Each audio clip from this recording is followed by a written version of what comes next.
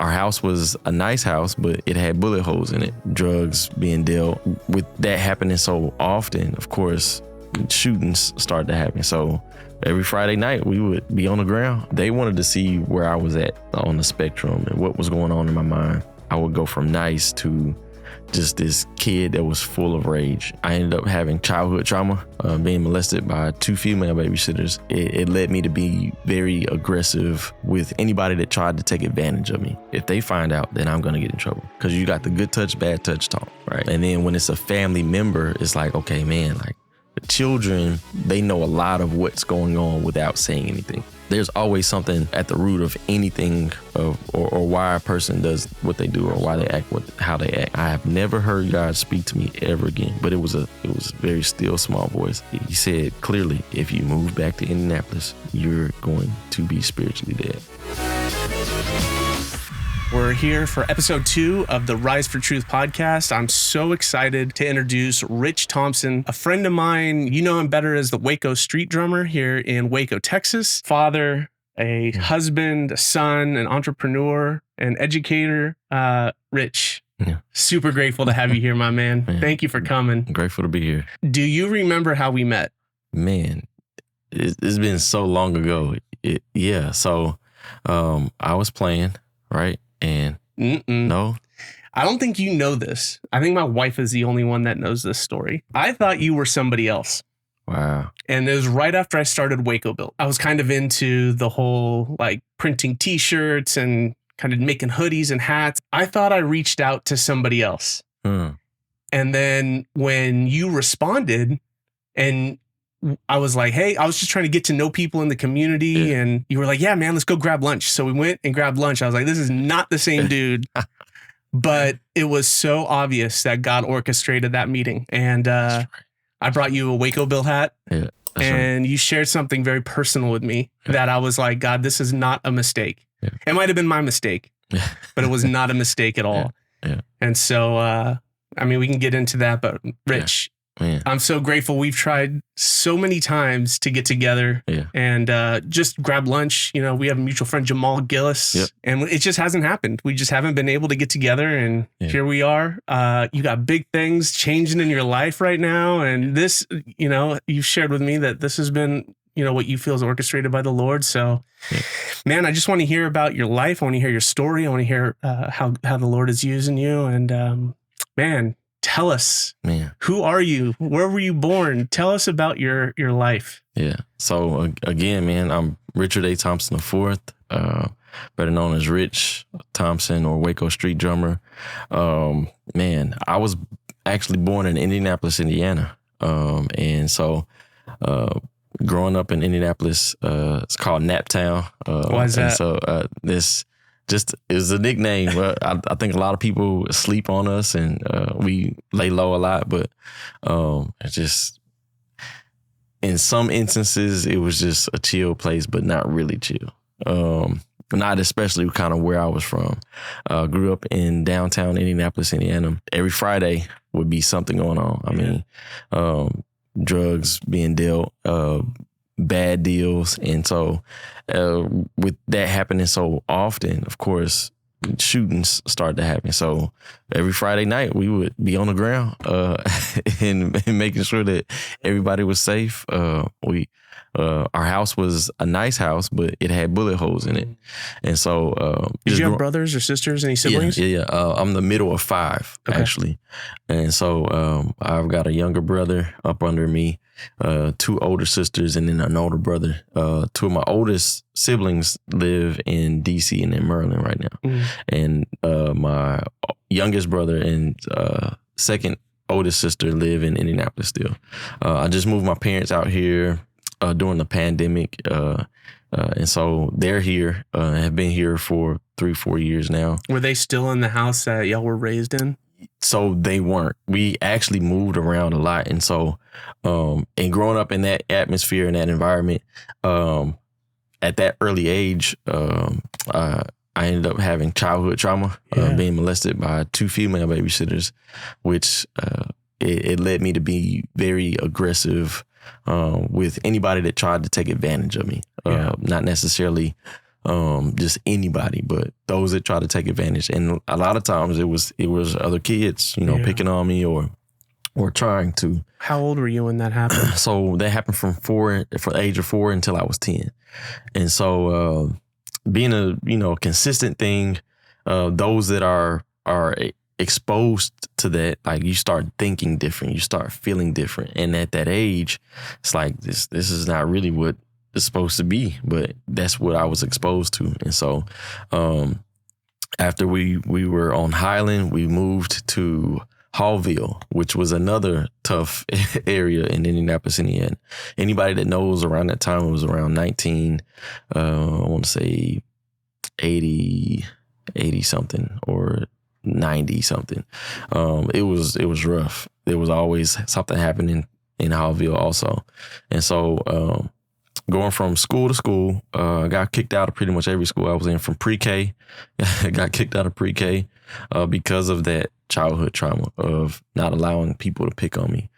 I was a great kid. The teachers loved me, very, very respectful. But when it came to having a median of, okay, I'm going to be nice, right? I would go from nice to just this kid that was full of rage. And so having that pattern happen, throughout my life, each school, I would say at North Wayne is when I met assistant principal, Miss Williams. And she became pretty much like my mentor. And that's what kind of got me into what I will talk about a little later. But she was very intentional with who I was. They had me tested because I was always beating in class, could never pay attention. And my teacher absolutely disliked me. Like, I'll never forget it. I won't say her name because I vividly remember her.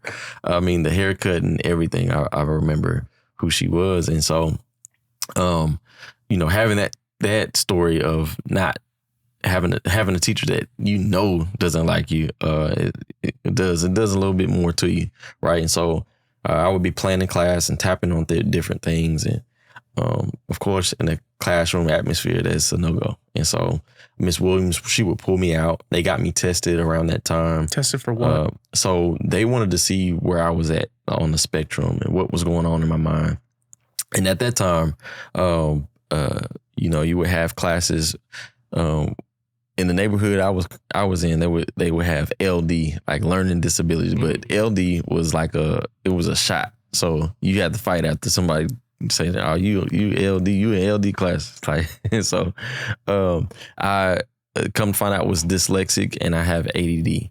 And so being able to sit in a classroom and then read at the same speed as everyone else, it wasn't that I couldn't read. I would get letters backwards or numbers backwards, and it just took me a little longer. And so my voice was beating on things, playing the drums. And so my dad was a drummer who actually played for the band EU at one point before they got with Spike Lee and they became really, really big.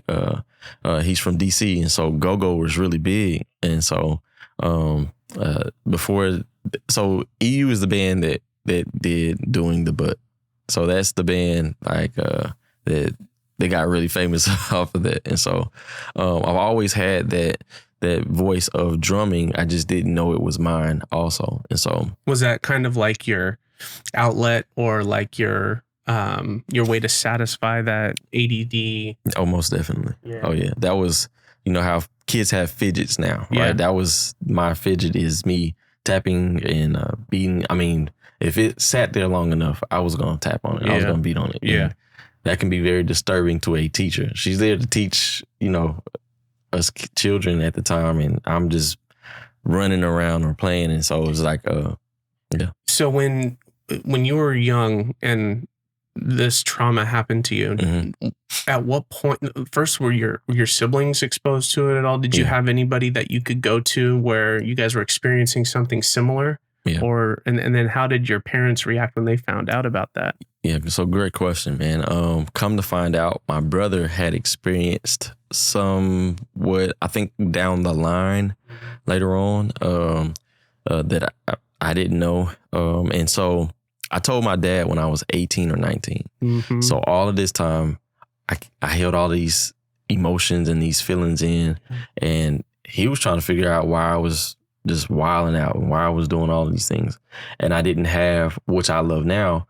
I love to teach social emotional learning. What's that?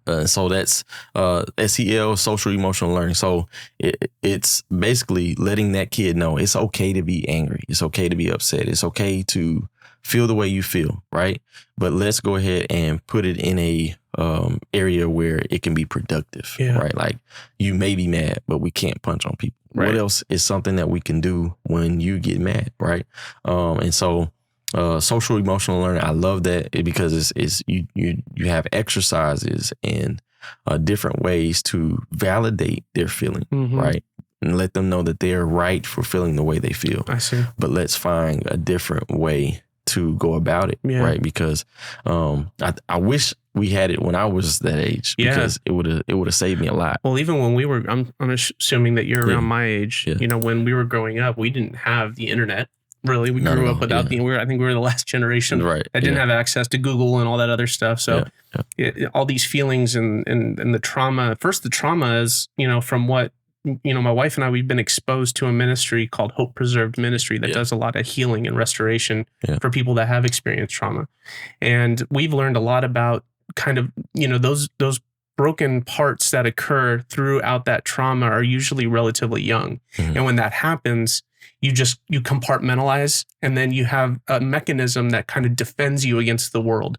So you don't let that out. You don't let people know. And so I think that's why I was curious about whether or not, you know, your siblings were, because usually that stuff don't come out until you're 18 years old. Right. And then, I mean, just in our culture, in the black houses in that time, what goes on in this house stays in this house. Right. And so it's like, let us go ahead and handle whatever, but they didn't know. And so it's just like, with them not being in the know, because I'm like, oh, if they find out, then I'm going to get in trouble, because you got the good touch, bad touch talk. Right.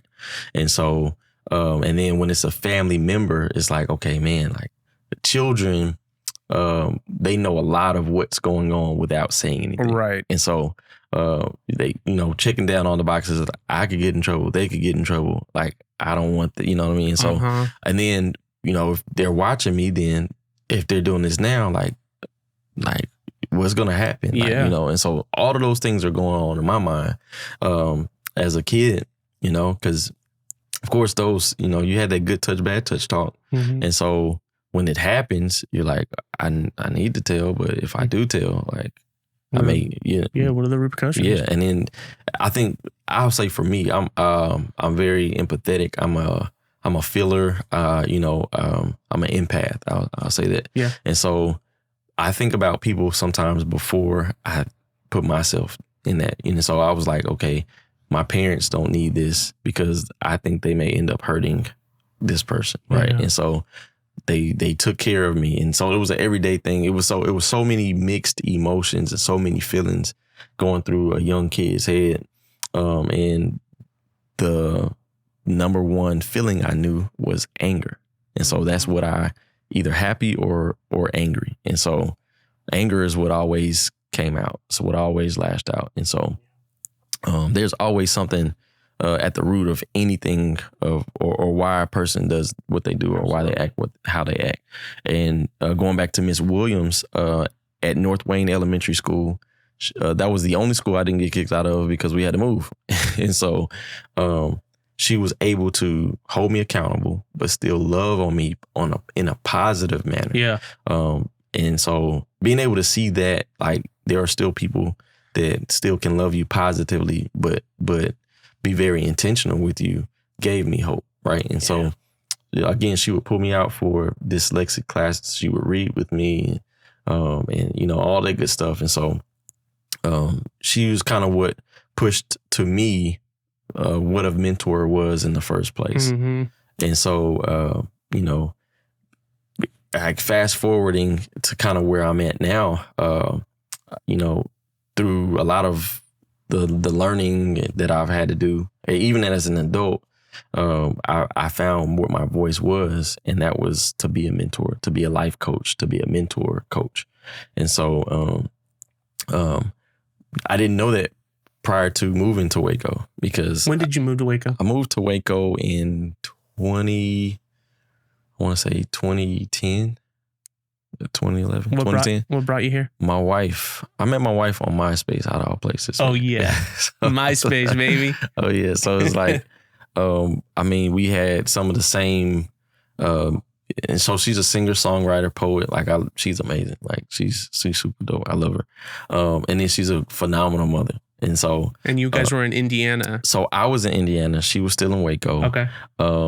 And we had some of the same artists on a playlist. You get to put have your favorite art. At that point, my backdrop was Ray Lewis, right? Like, I love Ray Lewis. Yeah. And so, just, it was my space. It was, you were able to kind of embody that. And so I learned so much about her just from that page. But then some time went past and we hadn't talked for a while. And then I was like, you know what? I'm gonna give this girl another chance. Right. And it really was the other way around. But I hit her up, and she was a basketball player here in Waco. She played at Midway. They won a state championship, with her team. She was a big deal. Mm-hmm. And I didn't know. And so she had thumb surgery, I think, the last time I had talked to her. And I kind of put my bait out there, and she fell for it. I'm like, let's go. And so, what was the bait? The bait was, she was getting off, we were texting over line, and she was like, hey, I had surgery the other day, and I'm about to get offline. And I was like, oh man, I'm sorry that you had surgery. I'm praying for you. All that good stuff. And I was like, hey, well, you've got my number, so just hit me up. I knew she didn't have my number. I was just waiting for her to like, hey, I don't have your number. Okay, great. Let me give it to you. And so she fell for it. And so from there on, like, she became my best friend. Yeah. Of course, life happens and you go through turbulence in relationships. And so we haven't been perfect, but we made it now 9 years in marriage, knowing each other for 16 years. So how old were you guys when you met? Man, I was, oh my God. So when she came and visited me the first time, she came for my birthday. I think it was my 20th birthday. So she had just graduated from high school. I was going to college. And so I was already in college. So I think she came to visit me on my 20th birthday. And so, and we have been rocking ever since. Mm-hmm. And so she's 33 now. I'm 35. And so we had a little space in between. Her father and mother had to check me out first. Yeah, of course. Because what really kind of put us together even more is we found out we're PKs. We both have parents that are pastors, right? And so we kind of shared in those some horror stories, some good stories, you know? And so her father's name is Richard Thomas. My name is Richard Thompson. Her brother's name was Richard. And it was just like, her church name was Life Cathedral. My dad's church was Abundant Life. It was so many different, for us as kids, like consistencies of like, man, this might be, And so I was working at FedEx at the time, and I'll never forget. I went in at 12 and got off at 7. Well, the first time we had talked, it was just like, man, like we didn't stop talking. Yeah. And so at my break, we were texting. This is the first time we're, really talking outside of MySpace. And so God just took it over, and it was a snowball effect.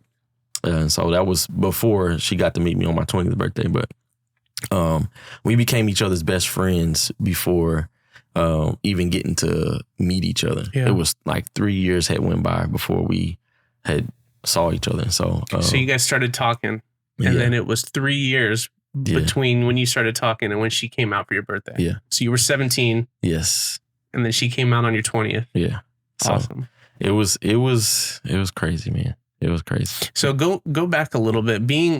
You said you were a pastor's kid. What was that like? Yes, man. It was interesting. Yeah. Very interesting. Being a PK, you have this check sheet from other people. Not even that, not even that is, I guess, from the parents just that you're supposed to be, but from others on the outside looking in, right? Like of the check sheet that a pastor's kid needs to be, right? And it's just like I'm a kid, right? And so I did everything that their kid did, except for it's magnified because I'm the pastor's kid, right? And so I did a little bit of everything, and so and then being the pastor's kid, you see a little bit of everything, and you see a lot of the hardships that the pastor goes through because he has to be there, a real shepherd, right? Right. Has to be there for his flock. Right. So if there's a death, if there's someone getting locked up, or, they have to be there. And so sharing your parent with church members is a lot, right? And so it's just like, but it's almost like you're put on this pedestal, but not really, right? And then it's like you have all these expectations. Yeah. And so we would share those things, man, and it was like we could confide in each other on what it was to be a PK. Yeah. And so it was a lot, man. I actually almost became a devout Muslim because I saw so much in the church of how they would treat my father, or how his friends, there were some men who, I think they meant well and lost their way at some point. And so they would do things in church, or you would hear about, and it's like, and being the pastor's kid, you see that. Yeah, and most definitely. When you're in a church, you typically don't see it until something becomes super public. Right. But when you're a pastor's kid, you see it all behind the scenes. All behind the scenes. Right. Right. Yeah. Yeah. What college did you go to? Sorry? What college did you go to? So I went to Lincoln Tech collision repair automotive. Okay. I went to be working on cars. Yeah. And where I'm at now is totally different than where I started out. And I actually was really, really good at doing body work. Great at painting. That was something I found pleasure in. And so I'm so far away from that. But I needed that to kind of keep me productive in that time of trying to find what I was going to do. Because I got kicked out of those schools. I got kicked out of high school, had one of the biggest fights, and they were like, no, we can't do this. So I got sent to alternative school. That messed my dreams up for football. Mm-hmm. Did you play football in high school? I did, yeah. I played corner and safety. Yeah. And so I was pretty fast, and I was good at my position. And so the coaches loved me. I loved them. But again, there's only so much you can do for a kid that wants to be helped. And I was one of those kids that didn't seem like they wanted to be helped. Yeah, I got you. And so, yeah, man, ended up going to alternative school. You had to have 2 classes in order to be eligible to play. I couldn't buy a class at the school that I was at because they just didn't want me there anymore. That's how bad that fight was, because, again, only having two emotions, happy or angry. And so, making that happen, football was like, it's not happening, right? And so that was the next thing for me. There was a recruiter that was at the school, and they were recruiting for Lincoln Tech. And so I'm like, hey, let's go ahead and try this. Yeah. And so I really believe that it was just a way of keeping me productive for that time. Yeah, I got you. But now I know my calling is children, right? And being a mentor for them and helping them find their voice in drumming or in singing or whatever that artistic ability is, helping them find that, and being a life coach also, on the other side of that. Yeah. And so is that what were you doing? Now, fast forward, you moved to Waco. Mm-hmm. Did you guys, were you, already talking about getting married? Yeah. Were you married? Were you dating? When you came here, what was the status of your relationship? That's a big move. It is. Super huge move. So, man, I don't know. I've always experienced seeing God like pushing me out of certain places, and he was pushing me out of Indianapolis just because of what I was, by that time, what I was into wasn't good. I was either going to be dead or locked up. What were you into? everything. So I was gang affiliated. But not only that, I decided to take it upon myself to be homeless. I didn't have to be, right? Because I knew I couldn't do what I was doing in my father's house as a grown adult, right? And so I would sleep from couch to couch. My best friend, Tony at the time, like he would, allow me to come crash at his house. And if I didn't feel like being there, I'd just be out, right? And so just living that life of just rebellion, really, not really knowing who I was, didn't really care who I was, but had this, I had this persona that I wanted to keep too. Were you partying? Were you doing drugs? Man, I was. So for me, growing up in a pastor's house, right, I didn't smoke a whole lot, but I drunk a whole lot more, and I would take pills. And that was something that, so my mom, she dealt with pain a lot. She had a bulging disc at the bottom of her back, and then it got to the point where she had no cartilage.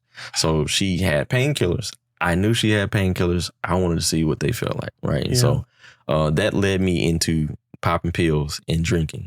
Drinking ran in my family. I found out later on, after my dad told me his testimony, like he was drinking. My grandfather, like my mother's grandfather. And so those things that, ran in our family, because I didn't know yet, right? Like I was exposed to them, and I immediately took hold of them. And so I didn't want to smoke as much because I'm like, I don't want to give myself up. Not knowing that my dad kind of really already knew what was going on. Yeah. But parents aren't dumb. Not at all. Right. And I just they know what time it is. So it was like, those are the things that weren't as, as loud. Right. Yeah. Just and so that's kind of what I found myself doing. Hustling is another thing. So more so selling than, smoking it was my thing. Like, sure. If it made money, I was going after it. Yeah. And so a lot of that in Indianapolis, where I was at that time, just it wasn't good, man. And so with the pills, did you form an addiction at all? I did. Yeah. And it wasn't good. Yeah. It wasn't good. I mean, I had an addiction to opiates. Yeah. For 7 years, I was hooked on oxycodones. So you get it. Yeah. Like I understand. Out of your mind, and your body needs it. You get to a point to where when you don't have it, you physically get sick. Yeah. And so that a lot of times was why I was in my room. Yeah. And then I also was addicted to porn, and like because of what I was exposed to at a young age. And so trying to overcome those things, like, man, it was a lot. Yeah, absolutely. So one of my scapegoats was to go to the Navy. And so, I mean, that was last chance for the most part. I'm sorry. And so I did that, filled out the ASVAB, all that good stuff, was about to go to basic training. They told me, you have a time to go ahead and talk to your family to see if this is what you want to do. Well, I talked to my father-in-law, who had some time. Well, before he was my father-in-law, I talked to him because my wife at the time, she was my girlfriend. I let her know, like, this is what I want to do. Well, apparently she had to talk with her dad and was like, and her dad was like, yo, let me talk to that boy. Yeah. Yeah. And so he was like, that won't be a great move if you want to make it work with her, because he was like, I know my daughter. Right. And so I listened to that, right. That wisdom, that tutelage. But because I exited that out, I'm back at a point of, all right, what's next? Well, what was next for me wasn't the greatest thing. Last time being in Indianapolis, living in Indianapolis, I was surrounded around 5 cops because I was on my road to Damascus. Like that was my first Damascus road, because I think I've hit it a couple of times. And so it's funny how God does that. Yeah, man. Like I had left my phone at the house because I was on some reckless stuff, man. Yeah. And I didn't want anybody to talk me down.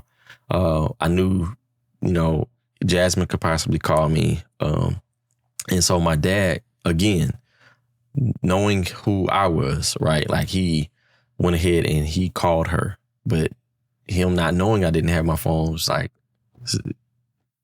she couldn't get in contact. Right. And so you were off the grid. Off the grid. Yeah. And so after it all was said and done, God gave me grace to where I didn't have to get locked up and I didn't end up in jail.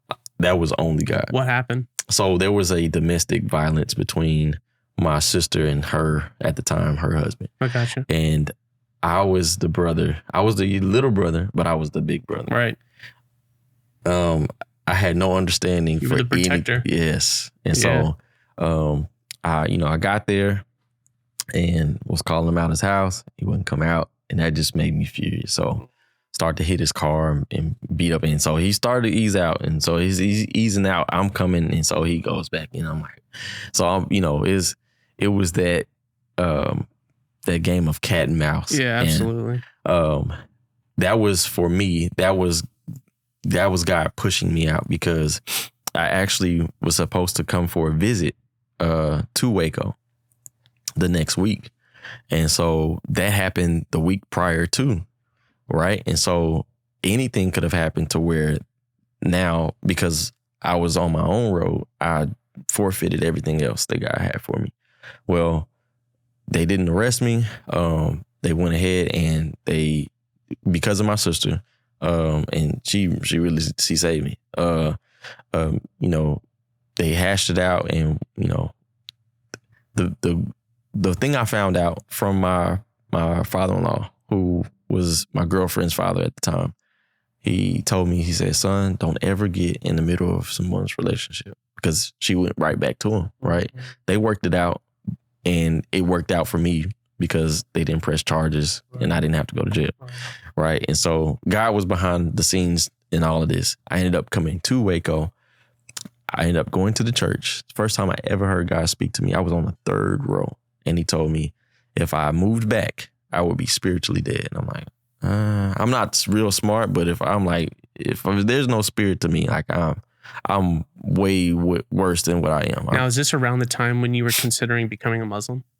So no, this is a little after. Okay. So what happened there is we had a family friend who he was a great influence on me, a great influence. Yeah. And so like watching him walk out that Muslim faith, and in Indianapolis is totally different. You've got black men on the corner with really nice suits. They look really well.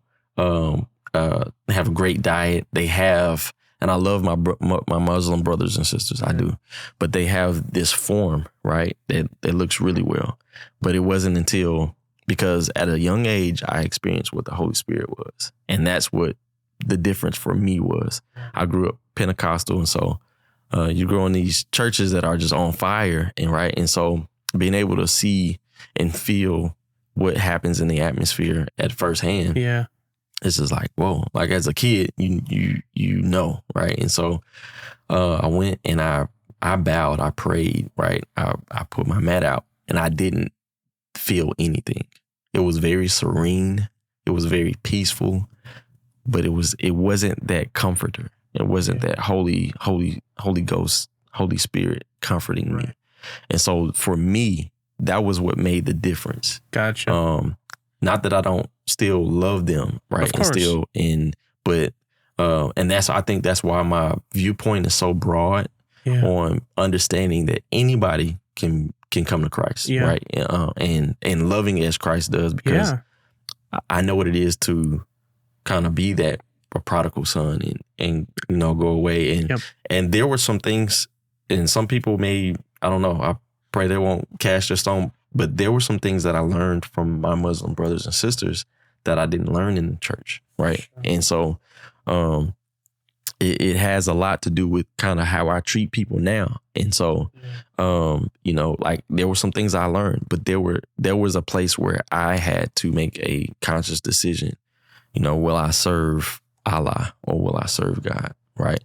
And it just was plain for me, right? And so because of that feeling, and I experienced it at a young age. And so the Bible is right, man. Like you raise your child in the way, raise them up in the way that they should go, that when they get older, it won't depart from them. Right. Like that didn't depart from me. And right. so that was some time after. Okay. And so so you already had that kind of that conviction, or you've already made that decision. You know? But I was still like, I don't know, man.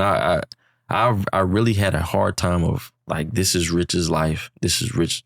Like, this is what Rich is going to do. Yeah. And so I bumped my head a whole lot in that. And on the third pew, I never will forget that experience ever. And when I moved back, so after hearing that, I didn't want to go back to Indianapolis because I'm like, I was on pins and needles. You believed it. Yes. Yeah. I mean, because it scared me. I'm like, I'm sitting there. It was worship that was going up.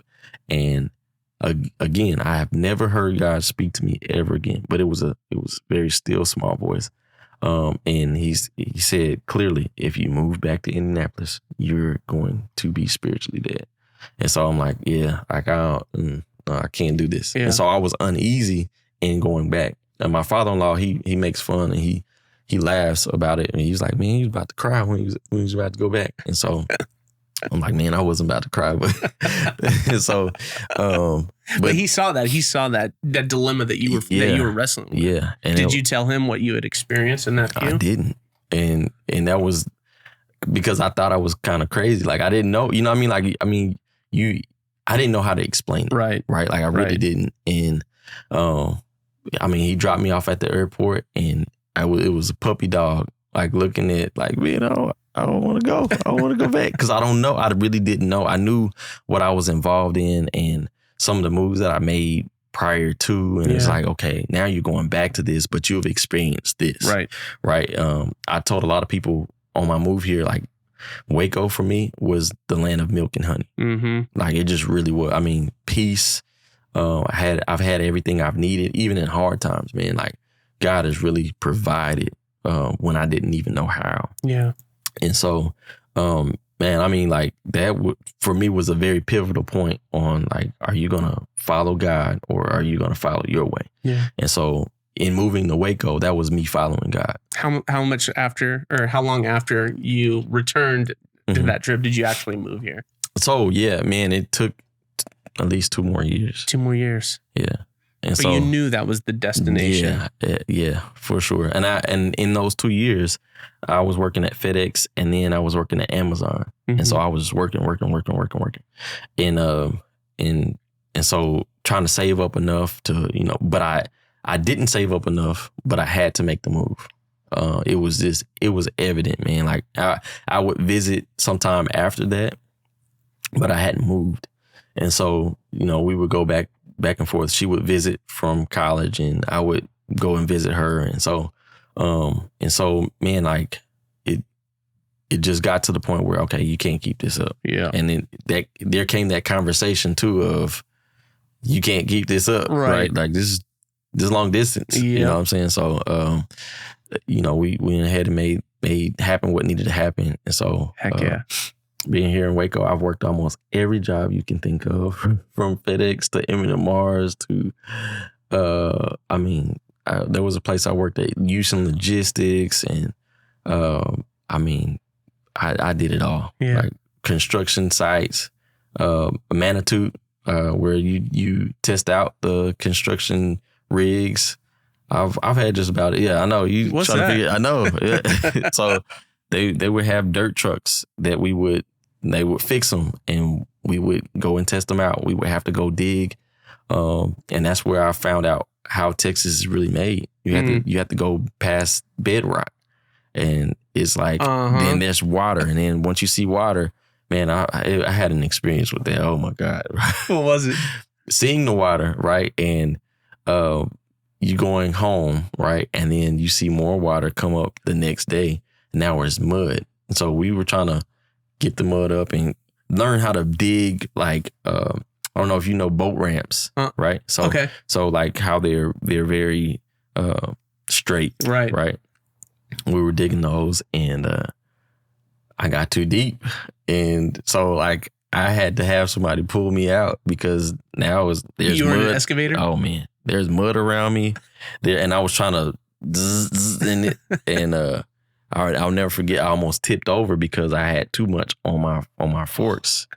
And so I'm like, oh man. And then there was one time where I learned how to make sure that I had my weight and it was proportioned and I just wasn't jerking it because I had a rock that hit the window and came through. So the glass broke. Oh, shoot. When I tell you I've had almost every job, man. And now it's been over a decade that I've been working with children. Knowing that was my mission and my goal the whole time just smacked me in the face because I'm like, being a PK, I had worked with my dad in ministry. And so he had an outreach ministry. He had a nonprofit. And so just working with him, like we were always working with kids. He was always that dad that we had friends around at our house because we had a basketball court. But it was because he wanted to keep tabs on us. Right. And so he would, have something for other people to be involved with, but knowing that we were safe. And so, man, just watching him do what he did, it was like, okay, this is what you're supposed to be doing because you've seen it already. And so here in Waco, man, I've gone from La Vega Intermediate to Waco Center for Youth, working with Asperger's patients and behavioral patients, and all the way to South Waco and Carver Middle School up to Waco High, and seeing that impact that I was able to have with those children, but also that they had on me.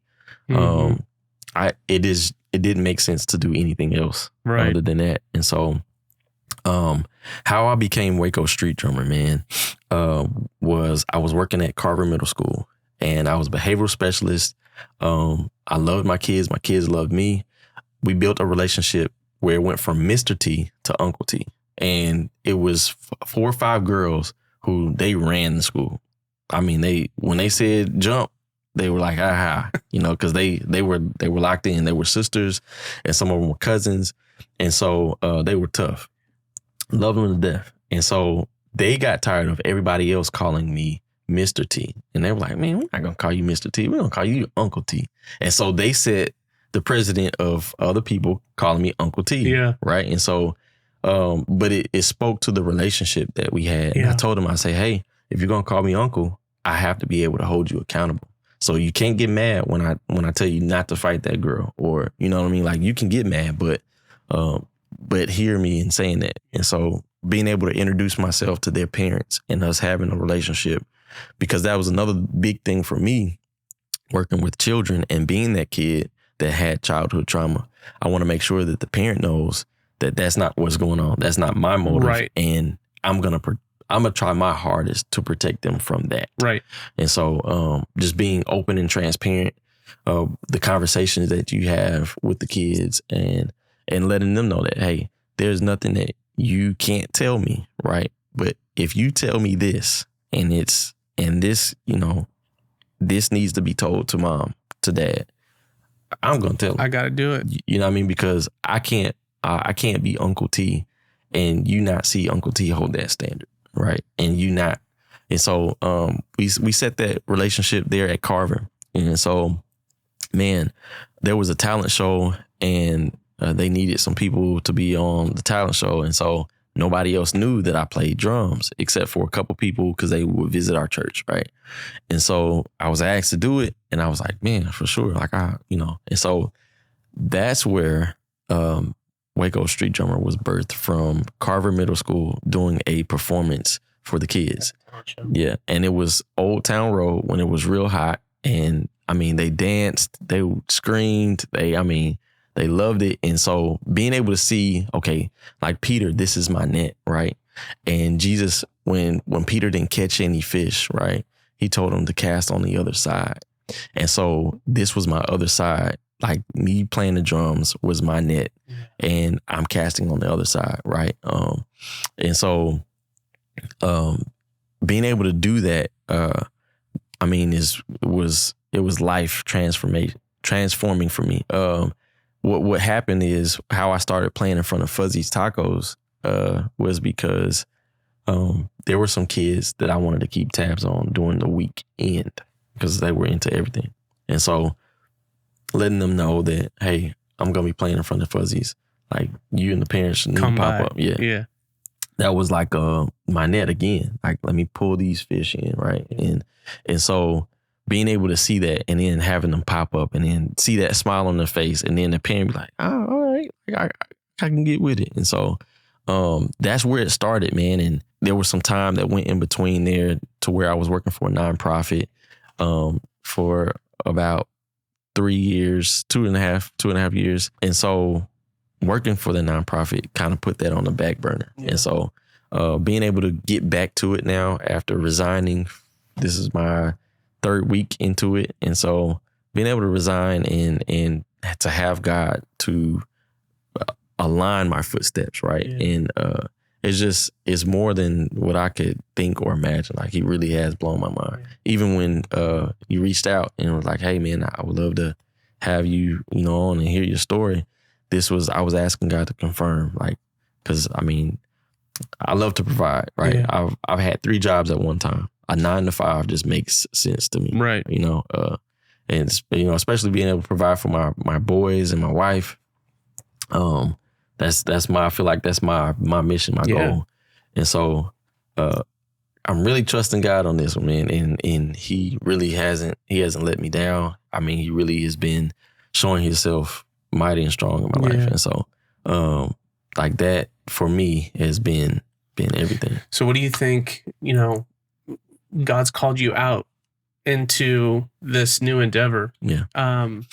This big leap of faith. It is. What do you think he's calling you towards? Yeah. I would say to be that difference. I've never heard of Waco Street Drummer. I believe that there is nothing new under the sun. Right. Yeah. So I believe that there may have been somebody else who's done something close to what I'm doing. Right. But even if that be the case, to take who I am, right, and who God has made me to be, and make that as massive as he desires it for it to be, but to leave that impact, not for notoriety, right, but to be able to let people know, 1, Christ loves you, he cares for you, but then 2, like, he can use whatever you have in your hands, right? He can use it for his glory. He can use it to prove that he's bigger than what you go through or what you've been through, right? As a kid, getting kicked out of class because of beating, I never would have thought now this would be my platform. Is people are asking me to play, or I have a platform of being able to play for people. I've been on major stages, being able to play for gospel artists because of this gift. And so not only just keeping it in the church, right, but Christ's whole model was to go into the world, right? And that was his great commission to us, is to seek to save to seek the lost and to help them become saved, right? And so that's my whole mission, is to seek and save.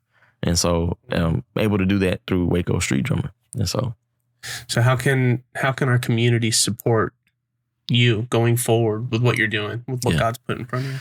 I would say just, man, in prayer, and then I do give drum lessons. So if you have a child, or even if they want to learn, that would be a great way for them to support. But then also, big picture, to be able to donate to a child who doesn't have the funds to get drum lessons, right? But that may be what helps save their life, right? Drumming is what really helped save me, and is what helped me have a voice. And so helping find that kid their voice, his or her voice, because I was able to teach lessons at Carver also, and to see, some of them, because I hold them to a standard. So in that standard, like, hey, you can only do this if, right? And so being able to see them want to do it was really big for me. And so just being able to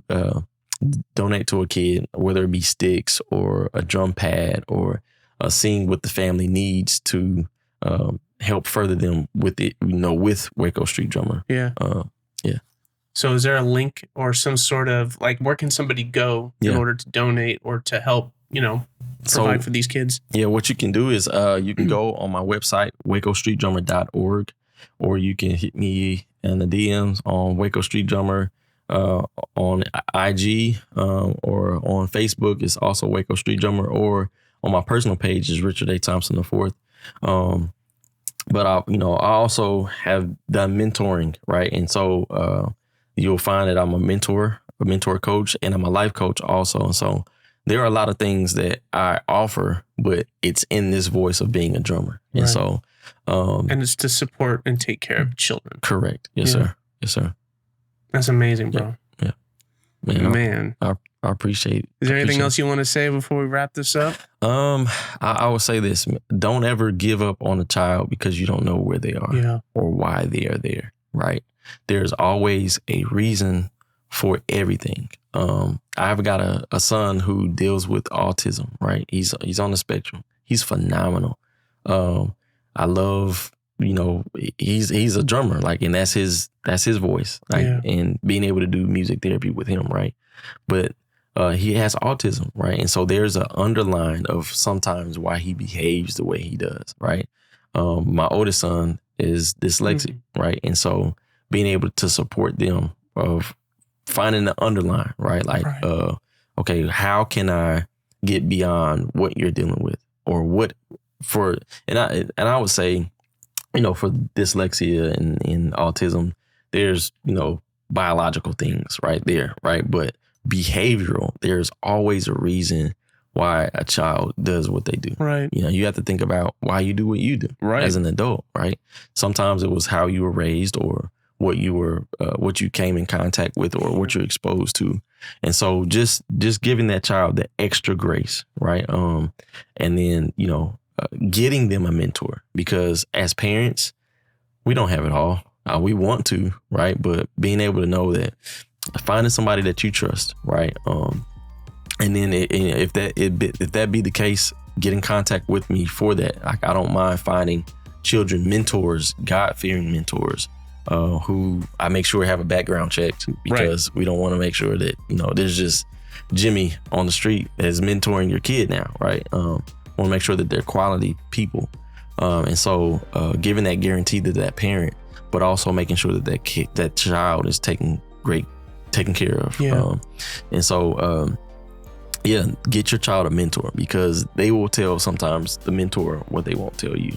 Again, I didn't tell my dad till I was 18 or 19. Yeah. Right. And having that relationship, if I would have had a mentor, I had a Mr. Douglas, and he saved me in the school that I got kicked out of too. He told me if I brought my father back, he would let me come back the next year. Right. And so again, him holding me accountable, him being open and transparent, you can tell me anything, but I'm going to let it be known to mom, dad. Right. And so now there comes that village, right? It takes a village to raise a child. Yeah. I believe that if everybody gets back to believing that part, right? It takes a village, that it will help a lot of the kids now. And it helps us to call ourselves higher. What is my role? What is my role in this children's life, or in this adult's life? I have a friend that may struggle with X, Y, and Z. What's my role in helping them to understand exactly what they're struggling with, or what they're dealing with, or what I'm doing to trigger those parts? For sure. Yeah. Because triggers are another big thing. Yeah. And so so going back to the child, knowing what their underline is, and being, extending grace. Yeah. Yeah. Awesome. Yeah, man. I'm super grateful for you coming out, dude. Likewise, man. And just to be here, and the stuff isn't easy to share, but ever since, I don't know if you remember, I gave you that hat when we had lunch, and you said you kept it super quick, but you were like, hats are my safe space. Yep. And he's like, you're like, when I was a kid, when I would wear a hat, I would feel safe. Yep. And right then I knew that you had been through some stuff. Yep. And so the fact that you'd be vulnerable and be willing to share your story with people who, Lord willing, people can see this, and if they've been through something similar, they can be inspired to, break the silence, be open, seek healing, and seek mentorship, and know that they're special and they're loved and they're not alone. Yes, I think that's the one thing that the enemy wants to do, is convince us that we're the only one dealing with this junk. We're the only one. You're the only one. Yeah. So why would you tell anybody? It's your fault, Yeah. and that's nonsense. You're not alone. Yeah. So, well, man, I'm grateful for you, man. Likewise. Thank you so much for being here. Yes, sir. Appreciate it. Tell your family I said thank you. We will. All right. Yeah.